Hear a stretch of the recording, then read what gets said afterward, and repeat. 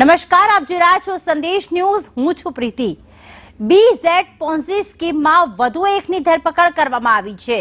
જે મુખ્ય એજન્ટ છે મયુર દરજી, તેની ધરપકડ કરી લેવામાં આવી છે. CID ક્રાઇમે મયુર દરજીની ધરપકડ કરી છે. 14,000 લોકો સાથે 6,000 કરોડનું કૌભાંડ કરવામાં આવ્યું છે. રોકાણકારોમાં સૌથી વધુ શિક્ષકો છે, નિવૃત્ત અધિકારીઓ છે અને આ પોન્ઝી સ્કીમના નામે 14,000 લોકોને છેતરવામાં આવ્યા છે.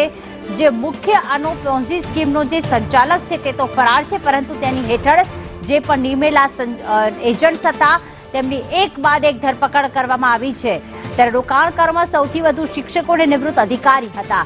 જિગ્નેશ અમારી સાથે જોડાઈ ગયા છે. જિગ્નેશ, આ એજન્ટની ક્યાંથી ધરપકડ કરવામાં આવી અને હજી પણ કેટલા એજન્ટ એવા છે કે જે ફરાર છે?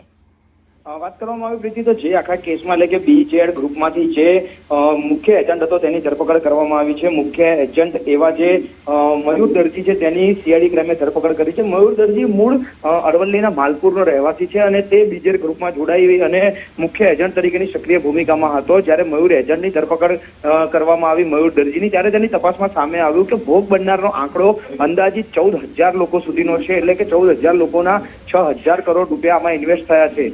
જે રૂપિયા ઇન્વેસ્ટ કરવામાં આવે છે તેમાં મોટા ભાગના શિક્ષકો એટલે કે ચાલુ ફરજ અને કેટલાક નિવૃત્ત અધિકારીઓ પણ છે.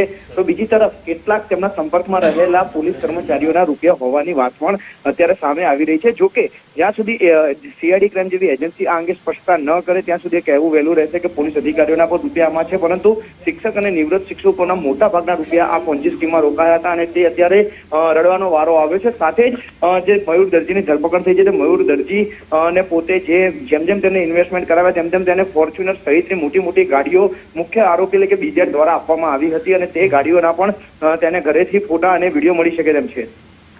આભાર જિગ્નેશ તમામ વિગતો માટે.